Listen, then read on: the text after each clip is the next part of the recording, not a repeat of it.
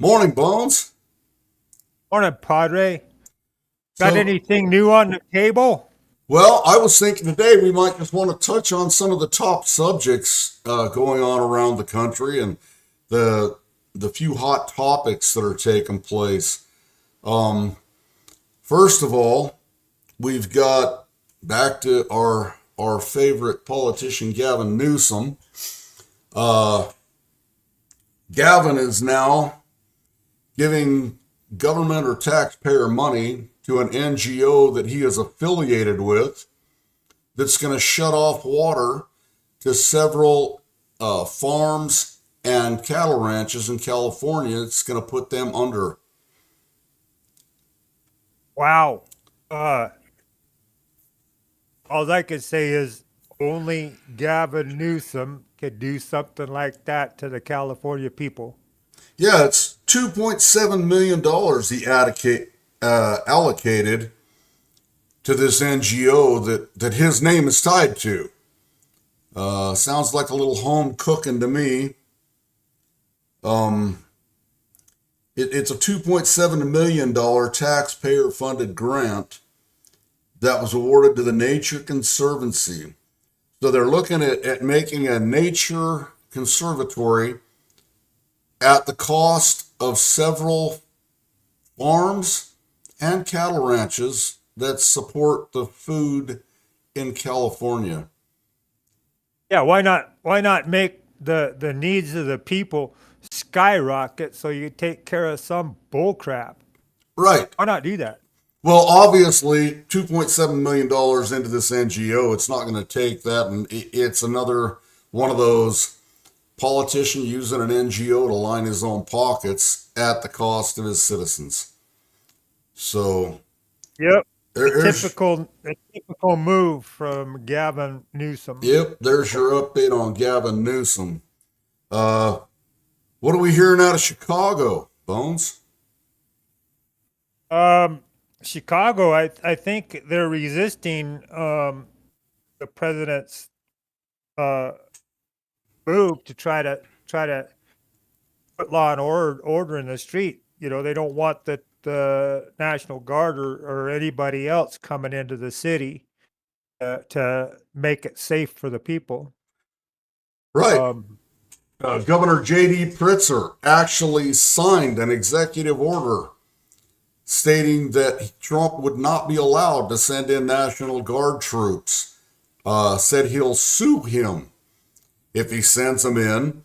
And then Brandon Johnson, the mayor of Chicago, actually signed orders to protect his city from being invaded by the National Guard or federal troops and ordered his police department not to cooperate if they were sent in. wow. Meanwhile, Trump is already planning, and it's in the works. They could be in Chicago as early as Friday. Uh, you've got the governor and the mayor resisting, saying they're going to sue and that they don't have a problem. Yet in Chicago this past weekend, there have already been 31 murders. Yeah, why would you resist the opportunity if you got a situation like that? Why would you resist an opportunity to make law and order and make a place better for the citizens of that community? Why Well, why would well, I have these questions, but their um, excuse is they don't want federal troops in there harassing their citizens. they wouldn't be. Well, they would if the citizen was a criminal, you know. Exactly. But Um, they wouldn't be hassling the stand up citizens. They wouldn't be hassling them. They'd be helping them. right. This isn't like declaring martial law where you're going to have curfews and troops searching houses. This is going to be troops assisting in solving crimes and in preventing violent crimes, having more officers or law enforcement on the street. Uh, Right. Well, if he did that in D.C. and it worked, and now you got the mayor and everybody thanking him for doing it, Why can't you take a look at the success that was there and say, yeah, welcome it. Let's get this done, Exactly. rather than pull the Newsom and resist all this. Why would you resist all this? I'm just appalled at their decisions. Oh, it baffles me, and I don't know how the citizens of these areas can put up with it. We've already mentioned in our previous video on what was going on in Illinois. You've got 35 counties wanting to succeed from that state and become parts of other states because of the politicians. Again, you've now got the governor of Illinois and the mayor of Chicago. I don't see where anybody can understand their refusal to protect their citizens and get federal assistance in protecting their citizens. I'm baffled. Yeah, I just don't understand. I guess, we'll see what happens here.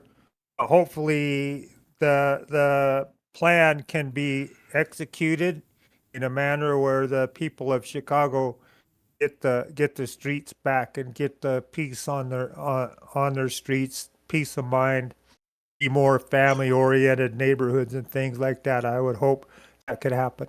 Well, it's like you mentioned, Chicago's been used to this for so long, but my guess is these troops are going to wind up in Chicago. Like every other politician that's bucked Trump for trying to do something positive for their area, they can sign all the orders they want. I would say their orders are going to be illegal, not Trump's move to help protect their citizens. And I think we're going to see it happen. So we'll keep you updated on that one. The other top story that I'm seeing is something that surprised me was still going on. It's probably been a long time coming. Well, 8 months coming at least. President Trump's administration is now ordering that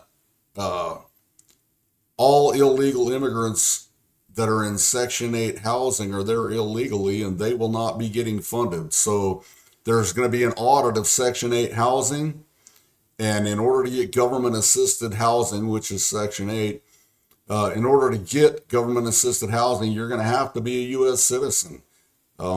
All the immigrants that were allowed into this housing under the Biden administration are going to wind up being sought out, evicted, and probably some of the deportations coming out of that. It's kind of sad in a way, but it makes sense to me. Why would we have that in the first place? Why would we put them there in the first place?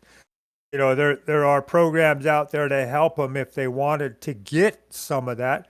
They could become legal citizens Right. And and be, and become eligible for that assistance. right. And it's But just there's like every other program that all the illegals are receiving taxpayer money from. This is just one more that they finally identified, and it's going to be audited. Uh, it's going to make the housing more available and affordable for U.S. citizens who are paying the taxes, who are legal recipients of those benefits, and all the people that weren't entitled to those benefits in the first place that have been doing it balanced on the back of the U.S. taxpayer are going to have to find another route. Like you said, yeah, there will be people, human beings, that won't have housing anymore, but it's housing they shouldn't have had to begin with. So, right. I mean, so there are programs. Oh, I want to stress this. There are programs out there that would assist them in obtaining it in a legal manner. You know, right. uh, and so I think what should happen, maybe it will, but the ones that can qualify for the assistance to become American citizens should be given that opportunity prior to. But I don't know how it's all going to play out. Yeah, I'm not Um, sure of the logistics of all of it. but like we've stated time and time again in all these other discussions, with federal funds going to illegal immigrants, the key word being illegal immigrant. Uh, Right. calling an illegal immigrant an undocumented immigrant is just like calling a drug dealer an undocumented pharmacist. Yeah. Yeah. Yeah. So Pharmacists that can practice without a license. yeah, let's call it what it is and quit sugarcoating this. They are illegal immigrants. And our Constitution and our law enforcement folks are sworn to uphold the law. Yeah. I agree with all of that. I agree that, you know, the law should be enforced, implemented. I believe that it, you know, I just hope that the people that are having the issues, if they want to be American citizens, find the programs to become the American citizen and Right, stand up and pay taxes and stuff like that. But right. Do it the right way. Uh, and I have no problem with and if you're people fleeing to our country to try to build a better life for themselves. I'm all for it. right, right, But come in the front door. right, and you know, and I'm thinking that percentage wise, as it has been, the majority of the people, illegal immigrants that are in the housing are probably criminals from their original country. Right. They've You fled know, their homeland to avoid prosecution for some type of criminal activity they've committed there. right? Now, I don't know the percentage of that. I know what we're hearing Yeah, is that there are a lot of criminals being found in these ICE raids and sweeps.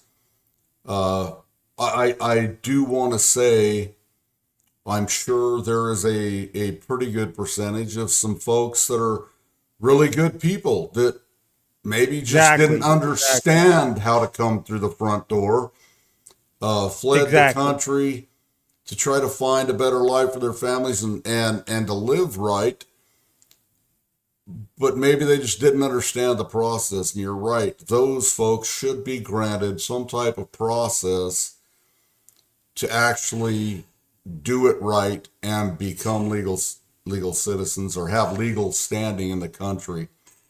And, and Yeah, then and then I'm all for the assistance from the government in helping these folks. right. You know, from personal experience with people, more majority of people want to do the right thing. A majority do, and I don't think it's any different with immigrants coming into the country. I think that the majority of them, they want to do the right thing, but do they know how? But you're gonna have the other element, which is what the focus is on, Right. um, getting rid of the bad element. Mm-hmm. So those are our weekly updates. Was there any other subject or update that you had in mind, Bones? Not unless you want to talk about the weather in the Uintas right now. Yeah, it's pretty cold up there. Pretty cold. Yeah. So, well, Padre Havoc and Bones, there's your weekly update. We'll see what we can come up with for the next video. Try to keep everybody Hey, apprised of what's going on. I appreciate all of you out there. You know, if you watch this, like and share the video.